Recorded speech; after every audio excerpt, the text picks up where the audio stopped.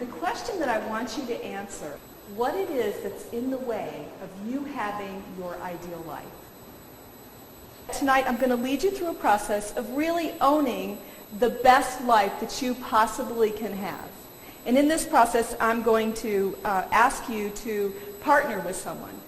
And my hope is, my wish is, my vision is, my dream is that you partner with that person for the next 3 months. So that when you walk out of here tonight, you have a commitment, a 3-month commitment to raising the bar on the quality of your life and getting it to a place of where you really resonate, to a life of your dreams, to the best of life.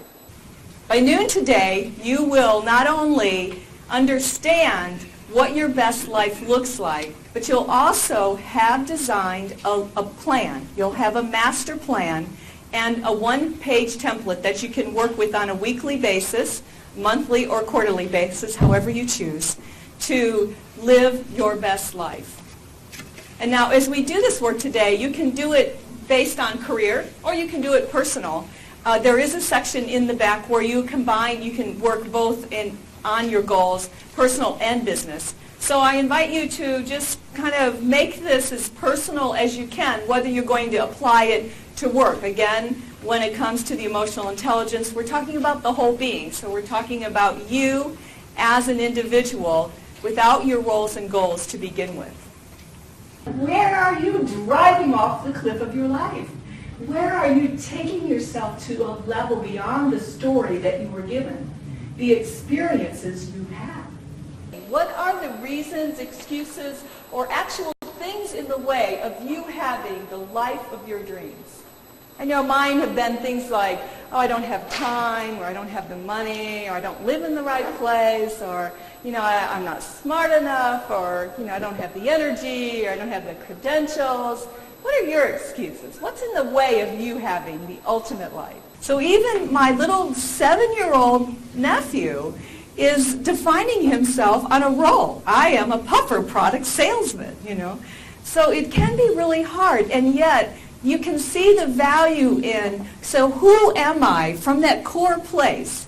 Because if we take away your roles, and then we give them back to you at the end, then I think you're much clearer about where you're coming from and what really resonates with you. So who I am without my roles and my titles can have powerful meaning for you as you explore and move towards your vision. It also, takes some of the concreteness out of things. So we're going to kind of go to the abstract and then pull it together and ground it in the concrete. How would your life be different if you lived it full on? If you lived it like you're talking about? From that light, from that beingness, from that all out, from all of who you are, not just the part that gets to show up that you're not holding back. Anyone else want to say what would be available to you outside of that place where you're stuck and holding yourself back? I don't know how many of you know that I went to was on the trek to Mount Everest with Eric Weinmeier. I was fortunate enough to coach that team to the top of Mount Everest. Think of the inspiration that Eric continues to give to the world. He's been on Oprah several times. He was just in Uray again. We visited and did some ice climbing together. And this is a guy with a vision who can't see, who at 12 years old lost his eyesight gradually. But he didn't lose his dream. His dream to summit 7 summits, all 7. So as he sat at the top of Mount Everest, and I received the call from base camp saying he's there, imagine the inspiration. Imagine the joy.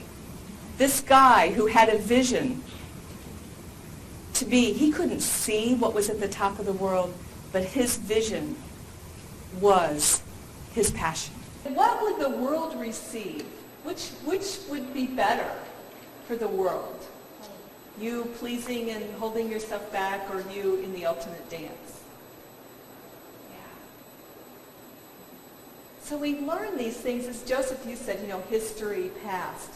We learn these things out of something traumatic, and for us it can be something, it doesn't have to be something that would be traumatic to anybody else, but a stern look from a parent at just the wrong time. or a rejection from a sibling or a peer that really wasn't meant to hold you back. A message that you're too much.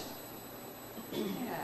That really stops us dead in our tracks and often freezes us in time.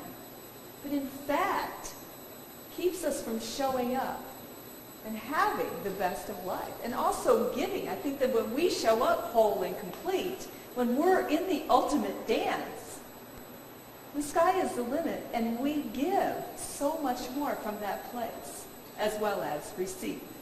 When I do this seminar in corporate leadership development programs outside in Colorado, people take a day and a half, and half the day they are not allowed to speak. It's complete silence. So they eat their meals, they set up their tents, they rock climb, they do all kinds of different activities, but it's in complete silence. And the level of, they write, just like you just did, for 20 minutes, just pen to the paper, and then at the beginning of the day, and at the end of the silence, halfway through the day, and having done some activities, the difference in what they say about who they are really comes forward. And part of it is because they're discovering their strengths and some of that courage within them that they didn't have before the rock or the ice climb or the trudge through the snow or the encounter with the bear or whatever it is that they might have. I know you all are excited about coming out and doing one of those, right? Game's almost over, and I'm running almost with the football, almost to the touchdown. And one of the big boys sticks his foot out, trips me, and my face hit the ground, shoulder with it, broken collarbone, and my brother's face met me right here on the ground and said, "If you don't finish this game, you're kicked out of the boys' club." So what did I do? I finished the game, right?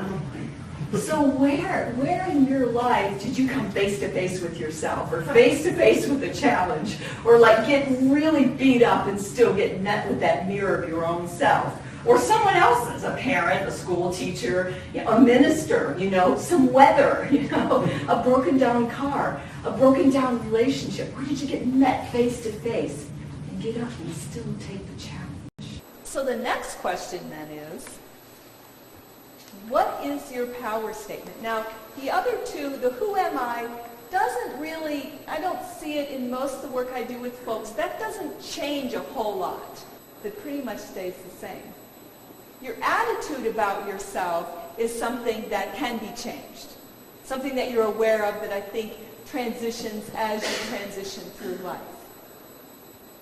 So that while you're being a parent or in a new career, your attitude about yourself will have lots of transformations. If you're coming from a fear base, then it'll be one thing. If you're coming from a place of safety and love, then it'll be something else. So that one changes. Unless you're like, woohoo, that's me, I'm doing it, I'm right here, I've been doing it, I'm living it, I'm breathing it, I'm running it, I'm driving it, I'm all of it. If you're not saying that, what that?